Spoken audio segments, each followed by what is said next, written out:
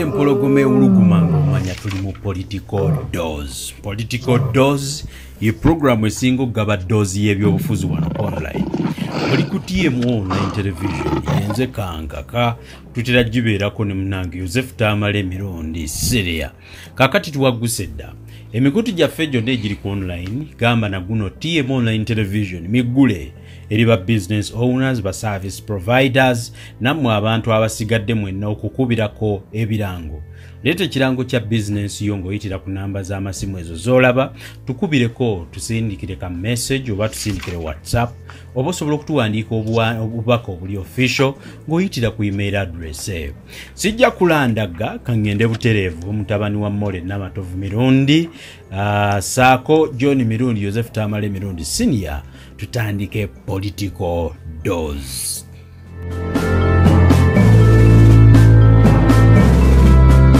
Mbaniriza nnyo mwebale kuba balabi balungi mwebale kutwagala ebbanga lyonna mwebale ate kuwaayo omutima ne mugula data ne musobola okubambula ebintu bya mutabani wa Mole Namatovu Mirundi Joseph Tamale Mirundi Senior yebaleko omuzeeyi ensi ebadde etabuse wootali wano naye abantu badde ojja obagamba ku media ez'enjawulo nze mbabuulira ne mbagamba tulutalo wendutuusizza lulabika luwedde kubanga nabagamba nti singa mu kisenge mubeeramu omwana bebi nga yeebase omukumu abakulu n'afuwa omukka omubi buli omusajja bw'aba yagufuye agamba Tereza omwana alabika yayonoonye mu pampa omukyala bw'aba yagufuye agamba nti mwana wange alabika agenda kulwala kati ffe kye twakolera mafiya naddala nze mafiya nali nagisoma mafiya bw'etegeera nti waliwo ssente ewange waliyo 5 billion omukulu oyo n'azitwala oyo omulenzi ajooga ennyo eyalowooza nti owassa muwala wa Ssaabalabirizi owassa ekkanisa abadde asudde gavumenti yasezaalawo ab'omutawaana bali bana kano akakuba abantu mu mawulire tekamala obboonoona ono ayina omutwe ogumulinga ebbulooka oyo yalinayo mu mawulire nagwa nga yeeyita wa kitalo gundi omuko ne kuteesa era the most dangerous people nti babadde bakola ebintu nga tusobola byawula na Museveni of course abo bwe babikola oba olowooza Museveni yabatumye bwe nkola samale yange olutalo nduwangule lwaki omwana bebi bwe babadde bawaayiriza namujja mu katanda kati bwe basigwa kifuuye kutegeera akifuuye President Museveni now is in a position to understand who was causing a trouble in his government and has responded. Mu abantu babulijje temukole olwali kakibabuulira n'abalala musharinge. As we speak today, the schools are back. Have you seen any of the returning students or pupils tested? No. They just went to school. Thermal guns. Omukoyo n'obujozi bwe mu bujozi bwe yabadde awandika SOPs as a Ministry of Education. He had brought 2 million kits, testing kits. Had brought ambulance, mobile clinics. Had brought tons and tons of sanitizers. Nga byonna biyina kuyita SEPs ezikoleddwa mu Ministry of Education. I pity people like him. Omusajja oyina PhD. Muyingo ng'ono omwana akujooga. Genda ewuwo oyina amasomero go. I left government. Nga tajja kunjooga. Kye mwagalamu kiri kimu kyokka. Nalweso yakwata 5 billion n'azimuwa. Zenzangobya. I need that money. If Nalweso does not return this money in the current situation, era yon Uganda collected at least take mukama k'empologoma. No question. I can assure you. Empologoma ebanja mzee. Yakubanja sente no research take mwaka mwa. This 5 billion that caused my troubles. Kuba yali akaluzitwala. Obujozi bwe mukubye we mutuusiza. The money must return. I'm not joking. We're very serious man. Nalweso must return the money he gave to this young man. Ng'ajooga mpita embwa n'aleetawo n'eddooni amutaddewo mu nze ŋŋende nalinjo batta baba neche sitegeranga mzee esente ezo zali ziyitawo nga papasi yazo yali ki zali zakola mubire gundi publicity eh ayogalo ziriyo nakana kalina omutogo kalinga bulo nakana akankuba mu mawulire bonnamba kubimba tadde kutta as we speak today all of his contracts in the Ministry of Education have been cancelled by the president. He is now stuck with his sanitization. Are you serious? Stuck with the 2 million. Beyagula okuzza abaana mu masomero babigobye. Mpulira. President namulagira adde bweyeba up to March. Mpulira. Kati kubira ko Museveni mu ngalo omuvubuka amukubye. Kutesa yakyayina akyabuguba. Ti omwana wako mawe adde bamwongere. Mpulira.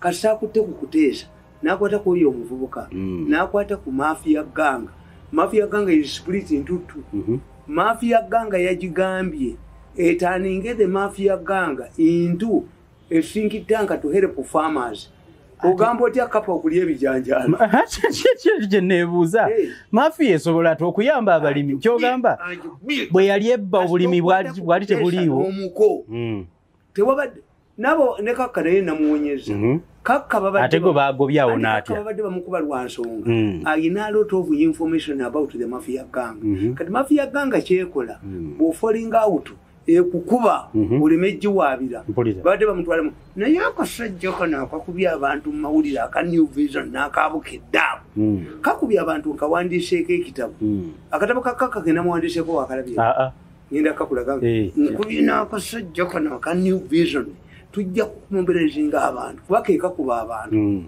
nti kakaba mukubi kankubuli in one gundi that incident where kaka was used to implicate Madam Musisi who was at that time the executive director of Kampala in an attempt to assassinate the president. Are you serious? Musisi ayinza okubanga yali ayagala kola kintu ekyo nga ono yali PPS ayagala bawa afuuke executive director yafuuke secretary general abawoganira Lumumba kuba secretary general wali bamuwaganira we are ISO agents we are hired by ISO. Are you serious? Yes. Ono kaka ono mukazi PPS yamuwamba abakalangala n'omukazi n'ateeka hoteli ya kalangala n'emmeri y'abantu n'agiwamba mpulira. Yes naye akubiddwa President Museveni akubye mafia agimazeewo. This is going to be his easiest election mpulira kubanga ne mafia list gye babadde bataddemu babaka ba parliament naye agirina mpulira. Kaakati njagala okubabuulira now that some of the finalists have gone back without being tested, what does it mean? Because they don't know. Of course, all of us are wondering the negligence of the ministry, taking our kids back without anything. It means two things. Interpretation journalism. One is that the scale of COVID-19 infection rate was inflated. Bali bamulimba era omulenzi oyo yagamba nono omuwala abbira mu health ne mulamu we omanyi nti baleetedde bali bamulimba every Ugandan who says that COVID-19 does not exist to be arrested. Of course. Ngoyo omuwala yakuba lukwago ajjo nga mulamu wono ngobbi awunye nnyo akakanugo obushuma ne bwekabeera muri futi kanugo obushuma nga keka mulesi bakuba lukwago ne bamujjawo lukwago naye abafuukidde nganzi kyenenya ku lukwago yakkiriza okugenda okubakolera nze sirita I will never work with these people again. Katonda ankoledde kye nasaba ewaffe mu nsozi bakinkoledde ndabye ku muvubuka ono nga akubiddwa ateereddwa mu luyumba lw'enkaka ateereddwa mu isolation center badde bateeka abantu ne bababba kakati God has given me whatever he wanted. Why should I hang around? Ngende wange kuiba kakati kuba matafali gambe omuli kinjagala mu nalweiso kiri eki nalweiso masiritani the money the 5 billion that caused my sacking. I see. If she does not, a lion or a lioness will collect the money. Kakati nkugamba mamanyi ago mzee ganavaawa agatwala empologoma amanyi tugayina you wait is their option to give me my 5 billion because or to expect a lion. If you are accused of killing somebody and you are sentenced and somebody emerges alive, you can kill, it becomes your property. I see. Esente bayino zikomyawo wentusiza omulenzi oyo ategeddewo ate tewaliyo kunsimuka buli ne muggulu no reconciliation. Akati mbagamba, let us interpret the situation.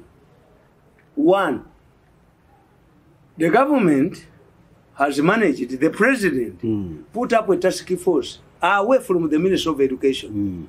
Because I told you, President yayina 150 billion kasaije ze yali agala okubba ndi amasomero gadde mafi amasomero gadde kakole wiki 3 gadduke ayina omuvubuka abadde ayina ebintu bingi byonna.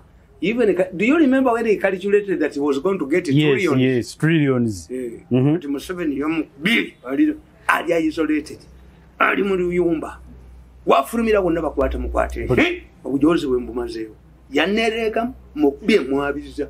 What I need is money. The 5 billion always will vomit it.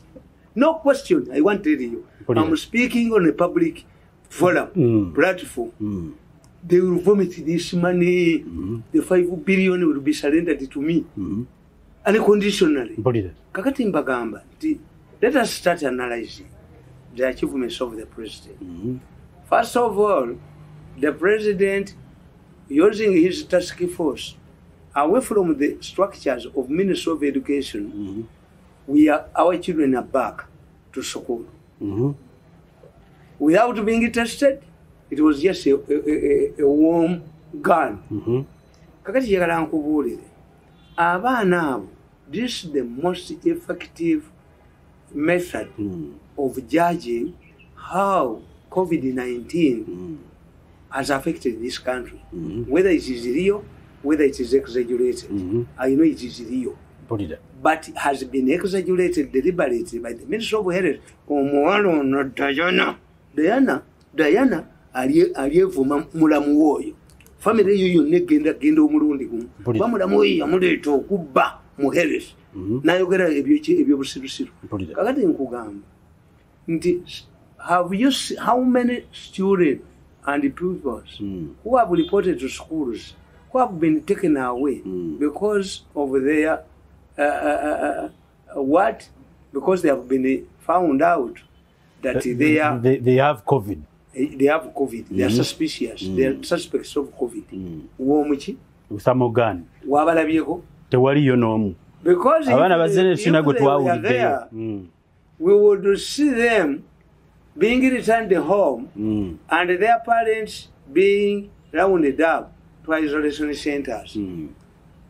Have you seen kati bagenda kati Diana n'omutwe gwe ne mulamu w'omufere agenda kukitandika Diana okubiddwa. All of those who have been peddling alarming figures are down now. Yes. Because this is like a census. The census, this is the most efficient method of finding out how prevalent is COVID-19 in our society. Of course. Kakati abadde bamu exaggerating ne tulowooza nti tewaliwo omwana afeyirinze bugumulye ne bamuzeeka because we would know nti abaana abalipoti nti mu ssomero ly'egindi 10 kano ka Samogan kabazudde nga bali suspects. Do you see Diana, Dr. Diana, Nimulamu? Have you seen that God has exposed you? You pretend to be locally. God has exposed you. Why? Unless you start it in the future, to warrant on omuvubuka ajja kumeketa bumekete. Era buli omulaba omukulu w'essomero ng'agamba twaliwo bukitso obwetaagisa bwe bw'omuvubuka oyo yatandise obulejjesa yatumye abantu babulejjese kuba 2 million kits atudde nazo agenda kumeketa mekete atudde nazo ambulance ze mobile clinics atudde nazo yatudde mu meeting n'abaga nti bannange Professor Nyamba mubugende nga mubulejjesa lejjesa. They have identified the people in the Ministry of Health and the Ministry of Education babututeekeko olw'empaka muzeeyi bwe yagobye. Kakati ekyo mukitegedde. Have you understand this? Have you understood this? Of course. That we carried out a national exercise that can easily give us a picture, a true picture of how prevalent this disease is in our society. Because once a student goes back, a pupil goes back, a finalist, you are testing him, her, and his parents and her parents. Of course. How many children? Because they failed to feel the probably this is one step bajene ekirala bajena kiri kye wagamba nti weeks 3 bajja kuzza abaana bafeeri bayinza okuba bakakozenga kakodyo ine bubali tebajiwadde kati yagonje baka to 3 terms. I see bi omulenzi yakubiddwa ku neregamu mulenzi gwe kwolo wasanga ambwa. The Baganda tell you that if you meet the first thing you meet on your way as you emerge out of your gate and it appears to be a dog, it emerges to be a dog, you go back. Kolo nalwe yasanga mbwa nakalema yasanga mbwa yali afuluma bali bafuluma makaga bokunwanyisa kolo basanga mbwa. They met a dog as the first creature they met on the way. Musayansi wa fori go tegedde aso sange mbwa togenda sayansi obuzeyo bulira muwulire naye yanema okutegeera oyita kundiga neta kaba you go back kuluna nalwiso nenakalima n'omulenzi ono nakana akakuba mu new vision nekkulubya olwo lwe bajja okunwanyisa basanga mbwa mba bye emyaka 7 Remember, owa business anakuleka muzeyi akutte business ye asubudde milioni kitsi ataddewo samoganizi alwana nange alwana ne yamutadde mu cage mpulira hausabe sali kiva mu match andi go amuletedde obuzi wamukubye jogo lyo mulenzi ono limufungu limu kana akakuba amawulire kabadde kana ekitegeera tujja kalisa amawulire gako mu katogo kakati ekyo kitegedde ekyo seo tukitegedde nti one we have used the education okudda kwa abaana okutestinga the prevalence nti kituufu covid mungi nga bamu exaggeratinga naye tukirabye ayinza okubanga ali high exaggerated kubanga how many people abaana babeka abaze ku kati be basiba bagamba covid taliyo baba bakolere ki bava mu makameka bava mu makameka polida no femba wule tukimanyi something can be defamatory today ate mu future nikita ba defamatory kakati bale tetika mu kinana mu mukaga era secretarian bill secretarian law ndi wogamba omuntu oli munyarwanda olichi bakusiba kakati ate today people mention themselves as munyarwanda not Muganda, of course, which means the secretarian law is the function now. Luli yali ekola kati tekola kakati omuntu ayinza okugamba embwe ye ina amagezi mpulira atedda ngembwe kyali kivumo embwe ne ina amagezi mpulira yes mpulira kakati ebintu ebimu ffe bwe tuba tubala situation changes and what used to be defamatory becomes normal, of course. So ekyo nkimanyi kakati eyo item emu tugigatteko the President Museveni has successfully using his task committee away from the Ministry of Education has managed to put our children back to school without incurring omukulu yali agambye nti buli mwana ajja kumutestinga ku mitwalo 4 ng'amaze okubala trillions. Yes, ne Diana mulamu we yakukola bubi family yammwe yonna egenda kufa. Diana tasobola kutambula mu kibuga ate waliwo proposal ti abakazi abajoze nnyo eggwanga lino bwe bali gwa muyinza batwalibweko ebutabika mu basajja abalalu babagalireyo wiiki namba babakole focalization obubina bukendereko kubanga bajoze nnyo ensi eno kati Diana the Minister of Health and Minister of Education which came up with those, you call them what? SOPs. How Museveni has exposed them in the open. Yagenda najja abasajja bamugamba Museveni abazungu aba Red Cross ndi twagala okujja twetaaga truck 50 okumyawo Ugandan refugees abali mu Sudan, Southern Sudan. Museveni nabaga nti they are 77 kilometers. A human being can walk 30 kilometers per day. They can work in 2 days. I don't need to give you money for trucks. Era Museveni yawandika mu kitabo ki. Once he allowed these refugees to come back, they come on foot. In 2 days, they were inside Uganda.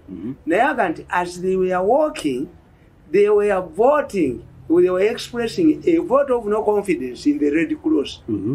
As our children went back, their feet were exposing, were embarrassing the Minister of Education and Minister of Health. Of course. Because mubadde mutuwogera nga mutulimba nga mwogera bino nabiri covid bwakuttewa kati abaana tunalabayo n'omu tiwali akomyewo waka mpulira ekitegeeza n'abazadde bali safe.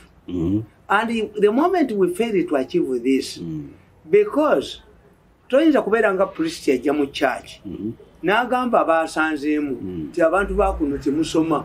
No, you say praise those who are in attendance. Kati muba munaalowooza exaggerating COVID-19 so that this man trades in COVID-19 gets his trillions for his war chest. Then it means abantu bajja gamba nezo formula zemuleseewo tezikola. A human being akowa mangu. A human being obwenge bwe bumu mu America ne Trump yenyini president ya violating. Yes, a human being is a human being. What constitutes kati bwogambi ti Trump olwagenze mu hospital yawonye owabungereza bwe yagenda mu hospital yawona kakati bo bakimanya abazungu nti you must have the same facilities. The Prime Minister's facilities must be accessible to all the even the common man. Yes. Eno mwe mumanyi nti omukungu enkoko oluwombo lw'enkoko lwaki kati babazungu bakimanyi. If there are drugs which can help Trump to return to the campaign trail, means you have a drug. Of course. The drug is around. Of course. Because a drug that is accessible to the President of the United States must be accessible by the citizens. To the population. Of course. Kati bwe batamanyi nti gwe onoogamba ekyokubiri ekyabalema abantu Diana aswadde nnyo yalwanira ekifo kyalukwago lukwago naye yalibanga ayina ebyange naye lukwago yanyiiza nnyo okugenda mu education yali kibalekedde ebyammwe ebyo naye tetuwulira bwe bibakolako omu naali akasasiro n'afuumuuka. If they don't give me the 5 billion ze bangobera a lioness will look for it. It's a fact. I see. Sibaddamu sina kyembegerera omuntu nalwesali abempulugumiwo bandakalema nti nkimye sente neyasama. I will get this money unconditionally. Ekyo that one I know. Bwali batazirina. Kakati nkugamba. Ayinza okuba mu kaseera akutazirina. Ekibiba Diana kye baakola kwe kuteeka abantu mu isolation centers nga tewali kye babawaayo ate ne babaza mu society. These people went back. Of course. And told the other people, their relatives, this is fake. Babadde bakuwaayo ekintu tewali. Ne baddira olw'okwagala sente.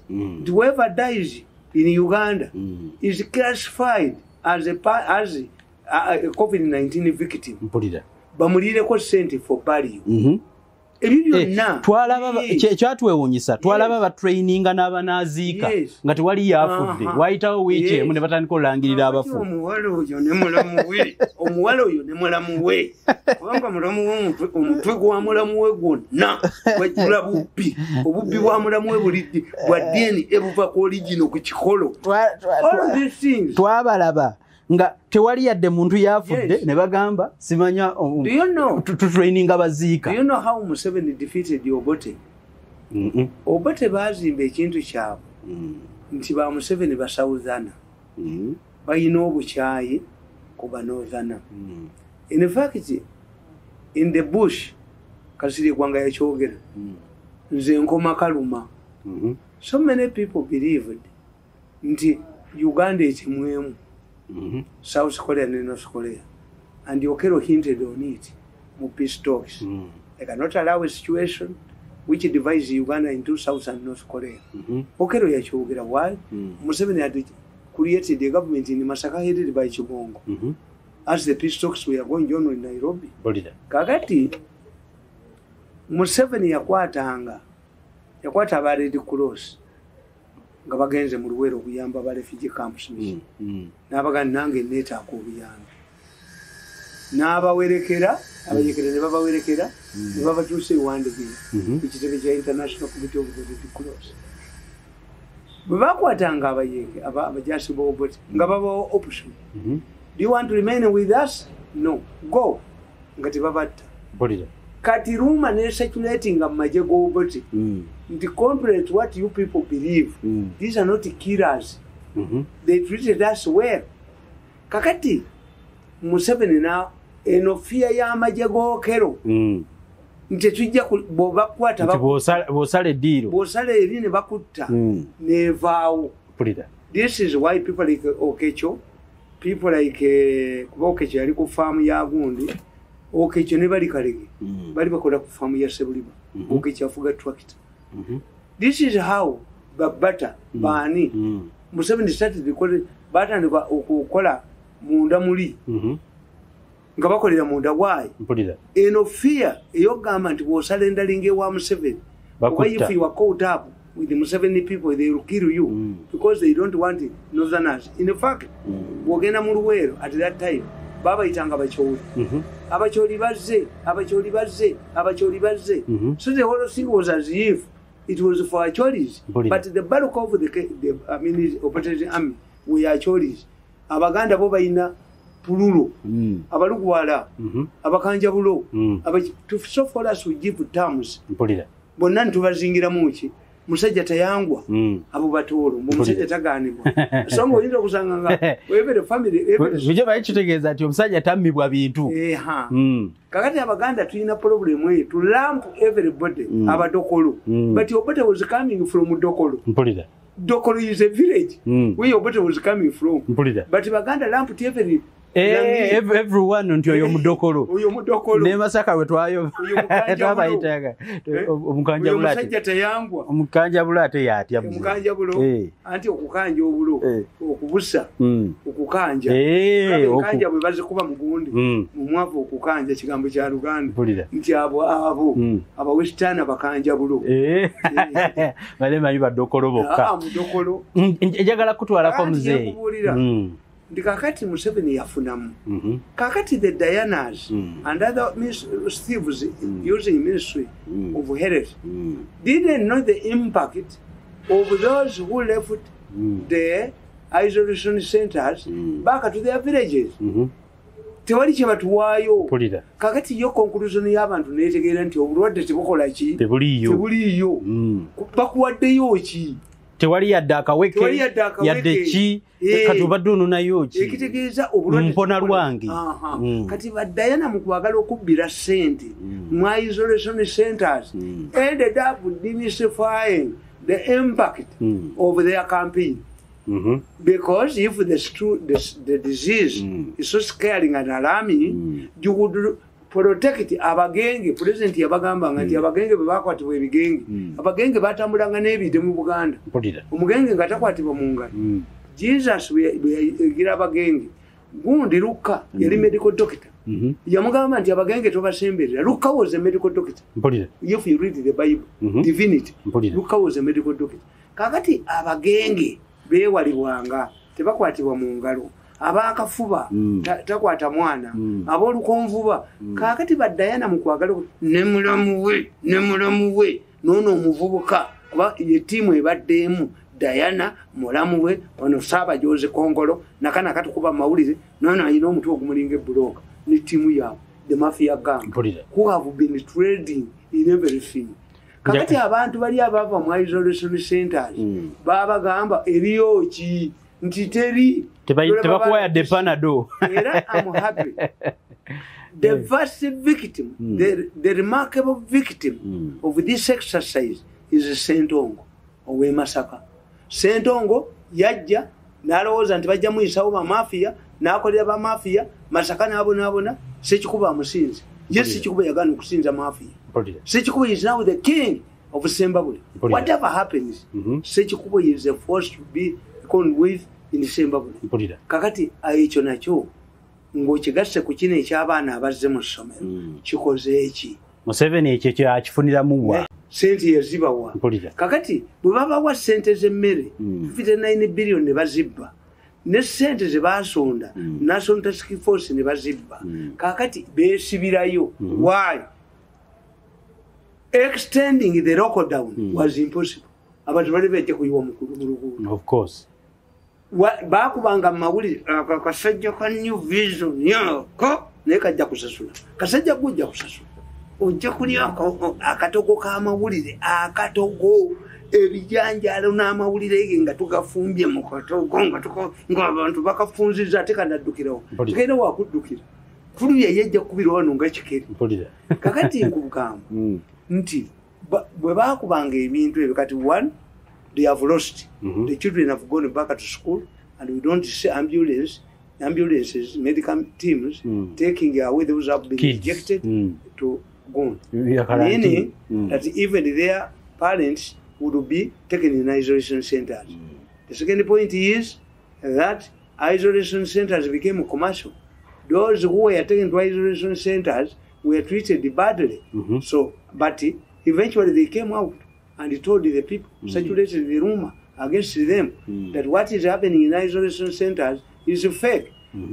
Omwami oyo bwe bagudde ekisaawe abadde alina woteeri ye mwabatwala olw'empaka omulenzi oyo Museveni amukube ne sente azimuggyeko kuba ajja tutabulatabula ajja kweyambisa sente ng'ono bw'ayagala okuwaganyala mbu omwana walemeremu waganyala bajja kubba bakufumudde mu electoral commission business bazisse kaakati ekyokusatu President Museveni yaganye baasi za mulamu we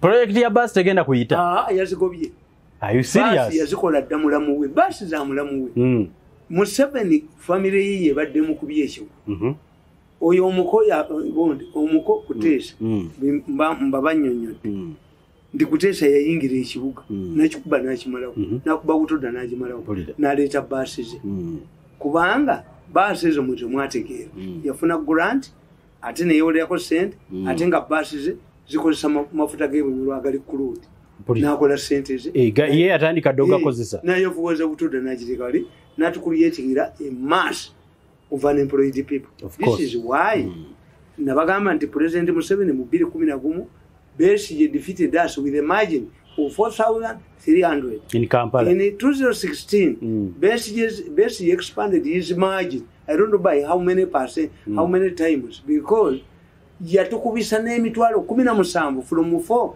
kubanga kuteesa baasi zati zimaze ettaka lyonna mu Kampala ng'omwana oyo ali mu Kampala n'atikomya abantu n'agoba abantu ku leerwe n'agula akatale akafu n'alumba lufula n'alumba buli kimu oyo asaana kuboneka kalabba basaana batunde wooteeri ze asasule akatale kano aka Busaafi ke yagula biliyoni 2.7 omwana oyo yonoona ekibuga omulenzi oyo yayonoona ekibuga ebiseera bye byonna ebimalanga mu bubbi kati naddira omanyi nti oyo omwana nga minister in charge of the president yatunda gondi government printers omwana oyo naddira yali manager n'amusibisa mu komo sente yaziteekawa nedda naye alinga kano naye yennyini alinga kano akamawulire alinga kano akava esironko kajja nakaveera bajja kaddizaayo mu kaveera n'omwana ono bwe yakola yakuba ekibuga kyonna n'akimalawo ne kuteesa n'atwala ekibuga kyonna n'akimalawo lwaki be basinze ettaka eddene mu Kampala bazzukulu bakkulubya omwana oyo muzzukulu wa kulubya ettaka yalijjawo ne yajjawunya oluwumu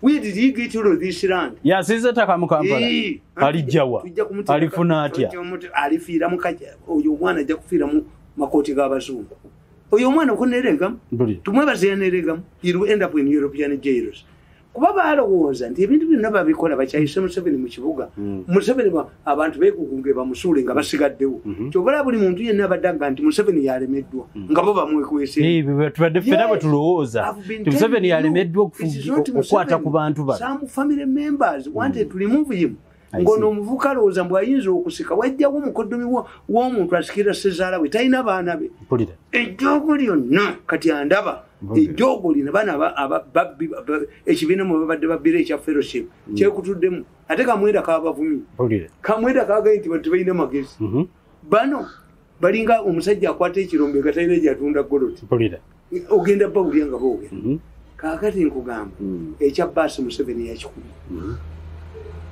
Museveni ekya baasi yakikubye basi mulamu we yabadde aleeta basi yaziganye yazikozesa ddaziri ate anaaziyisaawa ajjeko abantu emirimu oyo mulamu we yamukubye kakakanya ebikooyi kuba yalowooza nti bayeka yalwana mu nsiko kyava ajoka abantu najo mbusite mbubateekeyo bawaana omuwala mole bakole ne sitekansi endagaano nti ejja kubawanga biliyoni 6 buli mwezi ffe nga balina takisi ffenna atugobyemu ne baleeta kamayambala akalinga omulambo ogudduse mu kofe ne baleeta kino ekikazi Namugwanya ave mu Kampala. The president should remove Namugwanya. Namugwanya has been defeated by her own people. Nafonde tumwagala ko yagamba nti ababoda boda bayina obubina bunene buliko emizinda lujifuwa wala kakati bwe bata Namugwanya help Museveni resign abantu bakubi Namugwanya buli renda ekifaananyi kyo ku TV njijjako bujja you are fired Namugwanya paka yowangala byandiko paka tushiboka you don't need to paka yowangala because the ngalabi you have it on your name kakati Namugwanya abadde akolera ono mulamu wa president aleeta basi tata zaakolebwa dda era ajjako abantu emirimu president n'abaga nti obukiiko bonna obuli mu Kampala obutale bakyuse true babadde banyigiriza abantu bateekayo faction zaabwe basooka ne bakulwanyisa nga Kayongo kakati oluvannyuma bamala okulwanyisa n'ogenda n'obakolera n'ofukamira buyiike obukiiko buyiike abantu nodda wali ku maviivi n'okkakkana Museveni kyatuyambyeko kiri kimu nawandiika mu katabo kange ne mbagamba aka Bobi Wine ti not all MPs are equal some MPs are appointed ministers other MPs cannot be appointed ministers some MPs don't make their maiden speeches other MPs like Katuntu like Nsiriko like Sechikubo they talk every day of course Ninganda those ones who talk and others I have not mentioned the autos kakati tebafaanaga nembaga n'ekyokubiri ow'omu kibuga MP ow'omu kibuga Nsereko can mobilize the people and overthrow the government because the governments are overthrown in the cities ekitegeeza Nsereko ne Bobi Wine nembaga nti Bobi Wine ekizibu kyayina Bobi Wine ayina abantu mu kibuga abantu mu kibuga abavubuka tebali ready kubajooga teri nembagamba kati abagamba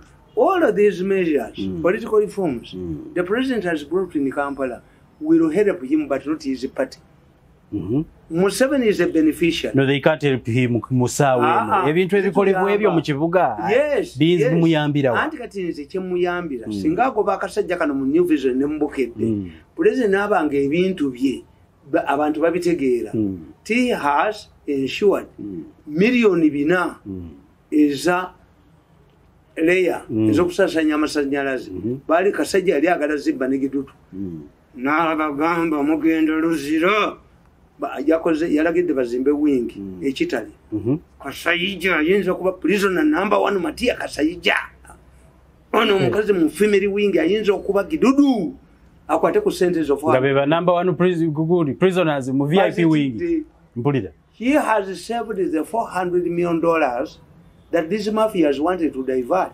because but waliwo ekineewunyisa how does a president save his own money from scavengers sincerely from his own people babadde basatu babiri kulwe they are on their kibanga mzee emirundi bwobeere ewaka ne bakuteera emmere yo ku mmeeza akula akwata abantu akulo ayinza okubeera mu listi y'abakazi abalisuulibwa butabika ne babawa abasajja abalalu ne babakola factorization ne babakendeeza ku bubina abantu abajooza enseeni abakazi abajooza enseeni nnyo abakazi abajooza bafukidde enseeni omusena abagikunamidde bayinza okwesanga ng'olunaku lumu bannayuganda baswakivu babayodde nga buli gwe bayoola bamukomera bambasibe butabika balalu obubina babukoleko factorization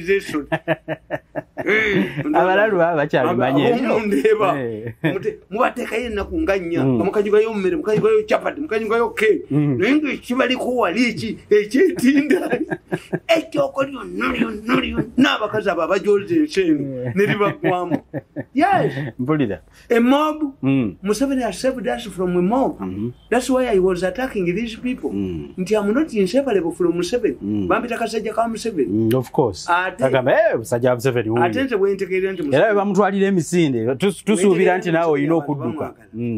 Tewali kitundu kya Uganda kyenyimiriramu endulu n'etavuga. Ekyo tekiriyo. Era gwe katambula n'enkofiira mu Kampala ekyo nakikkiriza. Nti NRM eyinza okuluzinga ababaka ba parliament bangi to people power. If the people power case does not nullify people power candidates, why? Nti kati bwogenda mu byalo otegeera nti people power kyezi ne Bobi Wine gyali. The most publicized presidential candidate in Uganda today is Bobi Wine. I want to tell you. Walabyeko ekifaananyi kya Museveni ekinene bwekiti kibawa soda sinnakiraba kibawa keeki bakera teekawo emmwanyi esoda sinalabako ka bbiya ne ka juice ekikwawunyiza ku baana abo but ebifaananyi ebyo tebiva wa Bobi Wine. No, Bobi Wine has no money for that publicity. Abaana bano out of their initiative bwe babyeteereddewo nti buli kitundu mwogenda kati osangawo ekipande kya Bobi Wine ekiriko soda ekiriko keeki kibakuuma okukamala. Of course. Because babikeeza ku kkubo batugamba nti politics is perception. Naye nakiwulirako muzeeyi nti ebipande ebyo waliwo ekitongole ky'abakyala ababeera ebweru babayita Women for Change bafubye okulaba nga babiteekawo. Sente baalizibbye. Of course. Abeena ali mu balinda Museveni wanaafulumiza sente bazibbe. Tojja kulaba ebifaananyi bya Museveni mpaka ng'abawadde. President Museveni bw'abawo okubisa ebipande ne bagamba tubikubidde South Africa 10,000 babiyuliza wali ku secretariat. Why? Timubaamu 1,000 mubaamu 1,000 toyinza kutwala paketi ojja kutegeera nti bikubibwa babbi.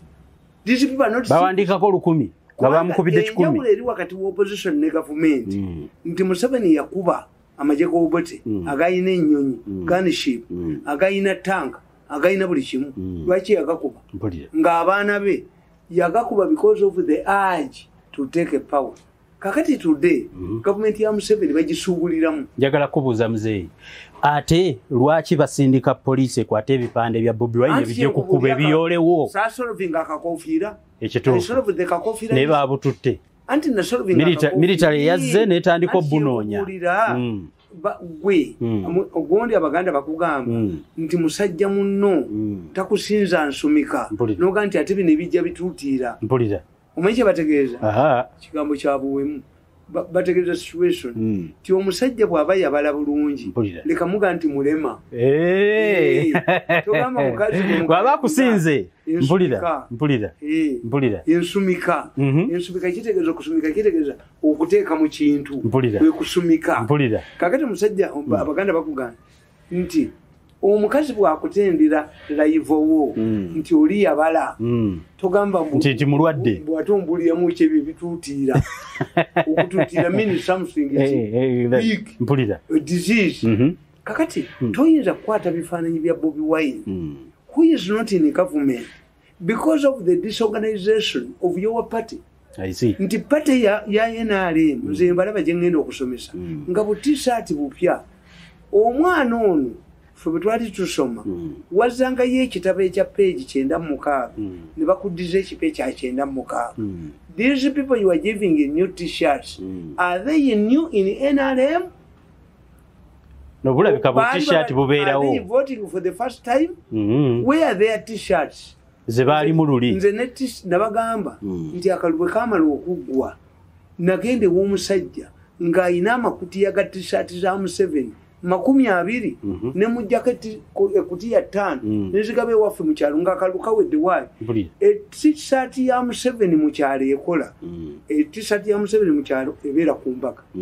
T-shirt ya Museveni mu kyalo bajambalanga ng'olugoye olwa bulijjo. T-shirt ya Museveni mu kyalo owa bodaboda ajagala to scare away policeman and corrupt people. Naye nasanga minister eyafuna sente zesifunye banze buli lwe mbakolera nze nkola loose kunono sijja kikola sente zange ngenda okutambula nga ziri ku akawunti tewali bwe ngenda kukolera kalulu kakansale kasaka kasembayo naye sijja kukkiriza kukolera muntu kalulu nga sente zange teziri ku akawunti. Kasembayo tegeeza this is the last lap of the president bw'aba ayina mingi ayina 10 naye tetujja kukolera bali ku faamu zaabwe nti ye miyingo nabano baminisita bajja ne boogera nga nanyini buyinza yeyaleese yeyakoze balina muki beagents be omwana n'ajooga eggwanga n'alituusaawo nti bano miyingo alina phd oyo omwana n'akujooga omulenzi bamuyita sa mu meeting zaabwe zonna bamuyita sa ne profesa amuyita sa kakati nkugamba nti ebyo byonna bwe tubikebera today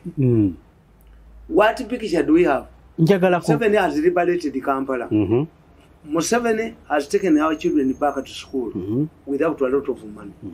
Amasomero agali gasubasende wadde bawulira amasomero gasanze magale amasomero gasanze eki ebyabukedde olwokuba tukyalina 3 terms bukedde ejja kuba ebintu byengenoonya kyenoonya ki we can even accommodate these people.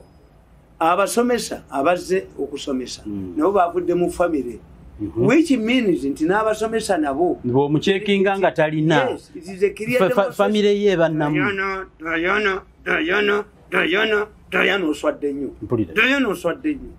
Diana oswadde nnyo even the teachers who number thousands have gone back and none of the teachers has been rejected which means it exonerates even the family where he is coming from. Of course. For 5 months the man has been with his people. He has come and passed the test of health. His health bill both the health bill of the students, the health bill of the teachers, the health bill of the cooks who are going to cook for our children has been excellent. Kati bano be baali balanga baali babajja wabbo. Diana.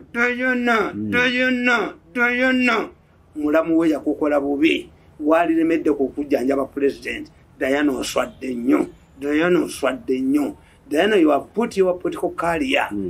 Toliddamu kuweebwa mulimu mu nsi. Ate ne bw'olina bajja butwala. Diana oswadde nnyo. Diana owemuse. Awemuse Diana lwa mulamu we. Kuba yajja mu kiziriri bajooga bujozi. Ojooga nange onjooge. Mi onjooge. Simukubye ne muteeka mu zzu. Kakati nkugamba nti kati mu mbeera eyo gye tulimu nga tumaze okukola verdict nti kakati weewuunye lwaki abantu bayisiza ebivvulu